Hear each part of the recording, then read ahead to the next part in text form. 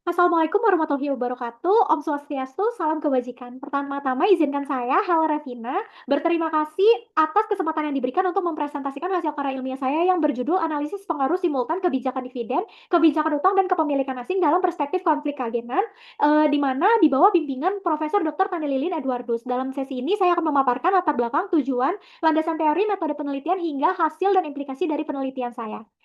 Dalam konteks di Indonesia, peran kepemilikan asing, kebijakan dividen, dan kebijakan utang menjadi semakin relevan. Mengingat karakteristik pasar Indonesia yang didominasi oleh struktur kepemilikan asing, kepemilikan terkonsentrasi, sorry, dengan investor pengendali yang memiliki pengaruh besar terhadap keputusan manajerial, sehingga sebagai negara pasar berkembang, tantangan yang harus dihadapi dikarenakan aspek tata kelola yang masih lemah ya jika dibandingkan dengan negara maju. Kemudian kebijakan dividen ini juga dapat membatasi ruang gerak manajemen dalam menggunakan dana internal serta oportunistik, sementara kebijakan utang menciptakan tekanan finansial yang mendorong efisiensi penggunaan modal. Di sisi lain, kehadiran investor asing kerap dikaitkan dengan peningkatan pengawasan dan praktik tata kelola perusahaan yang lebih disiplin. Namun, dalam penelitian sebelumnya, ketiga variabel ini menunjukkan hasil yang belum konsisten, ada yang bersifat substitusi, ada pula yang bersifat komplementer. Oleh karena itu, saya ingin meneliti kembali bagaimana interaksi ketiganya dalam konteks perusahaan-perusahaan publik di Indonesia. Berdasarkan latar belakang tersebut, penelitian ini dirancang untuk menjawab 4 pertanyaan utama sebagai berikut. Oke, nextnya. Untuk membangun kerangka konseptual, penelitian ini terdapat 6 teori utama. Yang pertama, agency teori menjelaskan bahwa konflik antara pemegang saham dan manajemen mendorong perlunya mekanisme kontrol seperti dividen dan utang untuk menurunkan biaya keagenan. Yang kedua, pecking order teori yang menyatakan bahwa perusahaan cenderung mendahulukan pendanaan internal seperti laba ditahan sebelum beralih ke utang atau ekuitas sebagai respon atau asimetri informasi.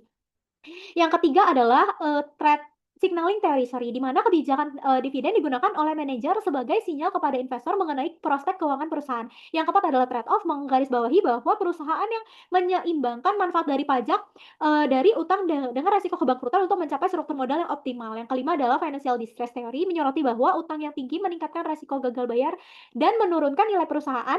Terakhir, teori mengenai foreign ownership menyatakan bahwa kepemilikan asing dapat memperkuat pengawasan manajerial, mengurangi konflik keagenan, dan meningkatkan kinerja perusahaan.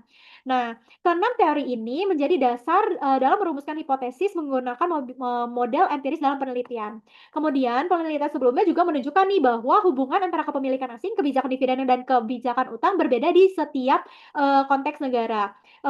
Kita lihat ya, kepemilikan asing dan kebijakan dividen seperti di Korea, Jepang, dan Tiongkok, dividen digunakan sebagai alat kontrol oleh investor asing. Nah, sedangkan negara-negara berkembang seperti Jordania dan Indonesia, investor asing justru mendorong penahanan laba untuk ekspansi.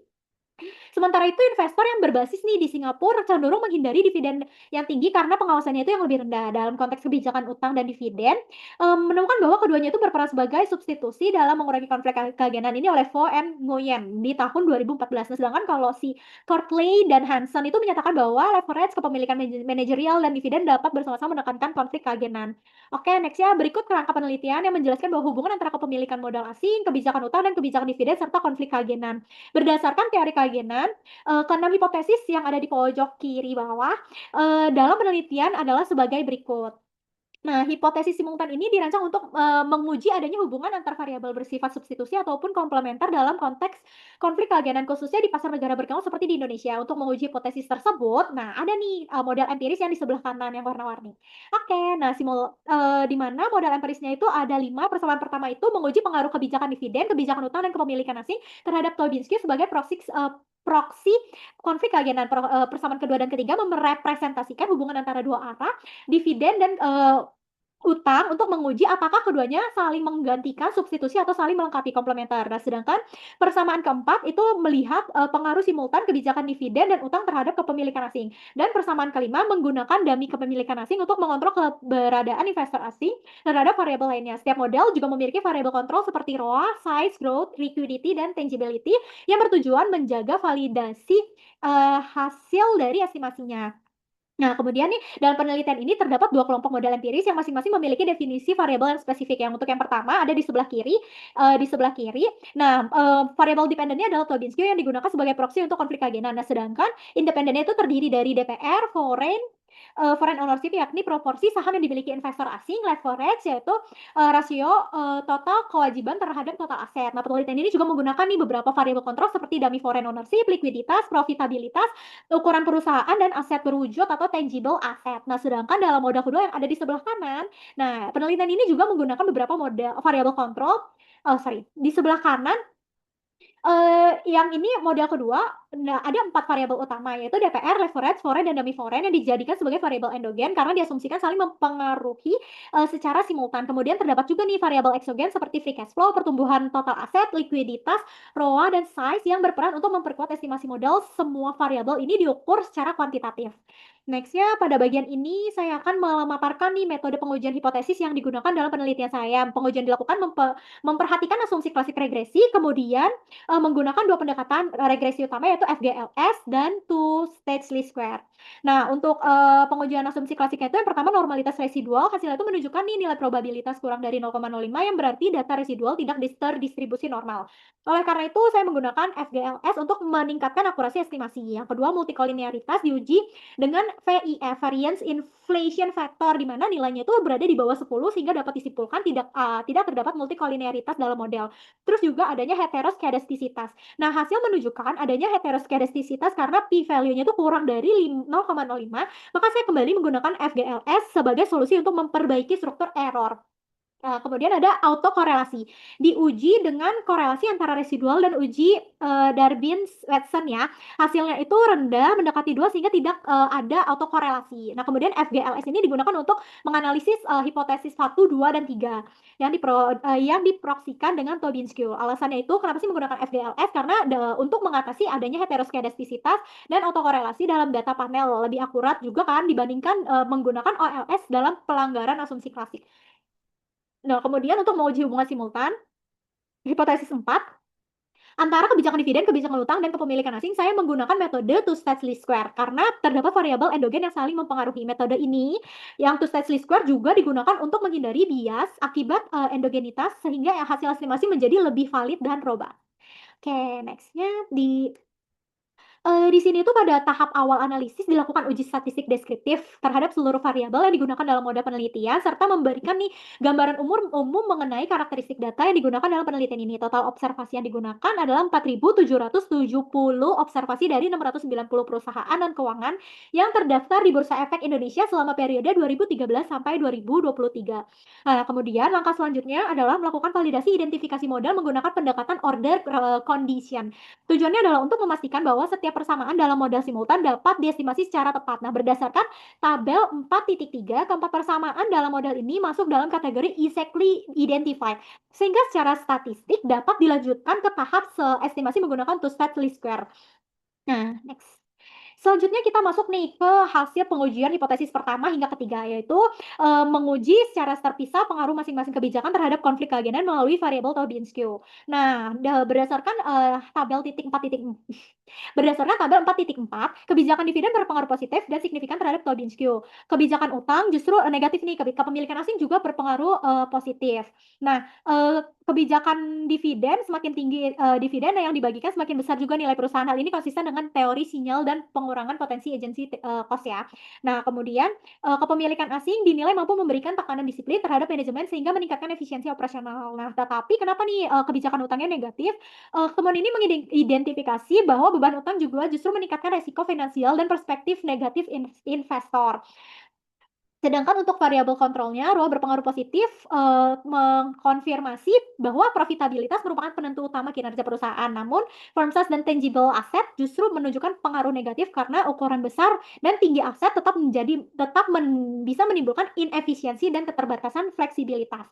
Nah, terus kalau pada slide ini saya akan memaparkan hasil pengujian simultan antara kebijakan dividen dan kebijakan utang yang menggunakan metode two-stage least square.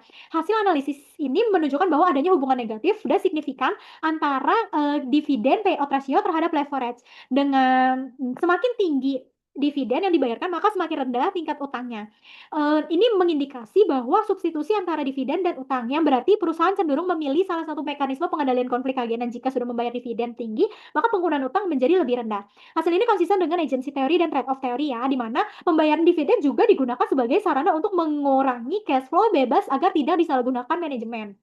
Nah, selanjutnya, kepemilikan asing justru menunjukkan pengaruh positif signifikan terhadap leverage, yang berarti investor asing juga cenderung mendorong pendanaan agresif. Hal ini mungkin terkait dengan efisiensi pajak dan preferensi terhadap struktur modal tertentu. Namun variabel dummy foreign tidak signifikan yang mengindikasi bahwa hanya proporsi kepemilikan aja nih yang berperan, bukan sekedar, keberadaan investor asing. Dari sisi variabel kontrol, likuiditas dan growth berpengaruh negatif terhadap leverage, karena perusahaan yang liquid dan tumbuh lebih memilih pendanaan internal sesuai pecking order teori. Sebaliknya, free cash flow berperan negatif terhadap leverage karena potensi over investment.